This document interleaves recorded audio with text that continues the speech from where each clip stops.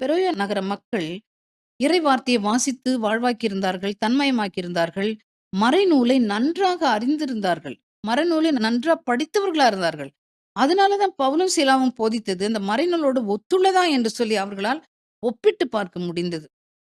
பிரியமானவர்களே, ஒவ்வொரு நாளும் பைபிள் வாசிங்க. ஒவ்வொரு நாளும் 5 அதிகாரம் நீங்க வாசிங்கன்னு சொன்னா, 1 வருஷத்துக்குள்ள முழுசுமே நம்ம வாசி முடிக்கலாம். ஒவ்வொரு நாளும் பைபிள வாசிங்க, தியானியுங்கள். பைபிள் உங்களுக்கு நன்றாக தெரிந்தால் மட்டும் தான், நீங்கள் சரியான பாதையில் வழிநடத்தப்படுகிறீர்களா? அல்லது நீங்கள் வஞ்சிக்கப்பட்டு தவறான வழியில் நடத்தப்படுகிறீர்களா என்று உங்களுக்கு தெரியும். அதோடு கூட போதனை கேட்கறதுக்கு எங்க வேணாலும் போவீங்க. ஒரு சில கள்ள போதகர்கள் போதிப்பது, வேதத்தோடு ஒத்திருக்கிறதா என்று சொல்லி உங்களுக்கு தெரியும்.